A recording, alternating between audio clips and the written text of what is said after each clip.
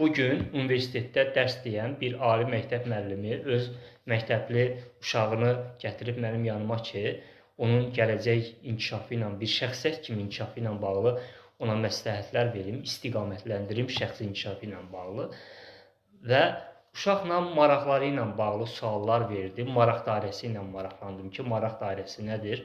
Oradan ağlıma gəldi ki, maraq dairəsi ilə bağlı faydalı bir video çəkim. Digər insanlar da, xüsusən məktəbli uşaqlar, tələbələr faydalansınlar, valideynlər faydalansınlar. Bax, indi məni izləyən valideynlərə buradan səslənirəm ki, bu videonu ailənizdə izlətdirin.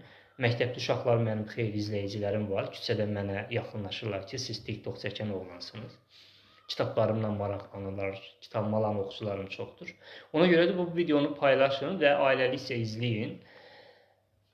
İnsanın şəxsiyyət kimi formalaşması və gələcəkdə harada olması onun maraq dairəsinə çox bağlıdır. Bir söz var, deyir, dostunu göstər, sənin kim olduğunu deyim. Əslində, mən deyirəm ki, maraq dairəni göstər, sənin kim olduğunu deyim. Ona görə ki, insan öz dostlarını da öz maraq dairəsinə uyğun seçir. Məsələn, insanlar var ki, nə ilə maraqlanır? Maraq dairəsini bir araşdırsın.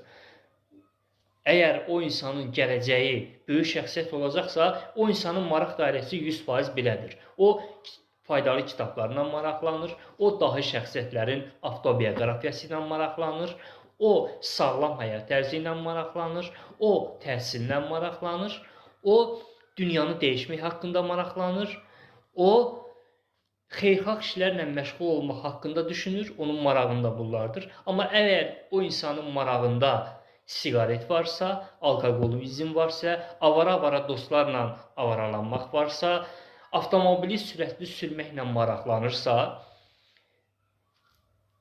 telefonda, nə bilim, iqra oynamaq, oyun oynamaq, o zərərli oyunlarla maraqlanırsa, o insanın marağı anormal maraqdır və belə insanın gələcəyi, taleyi də təbii ki, yaxşı olmayacaq. Ona görə də maraq dairənizi bir saf-çürük edin, bir araşdırın ki, sizin maraq dairəniz nədir? Bax, hər bir insan öz maraq dairəsini araşdırmalıdır. Məsələn, maraq dairəsi normal olan insan heç vaxt siqaret çəkməz, alkoqol qəbul eləməz, avtomobili sürətli sürməz. Çünki bilir ki, bu anormal maraqdır.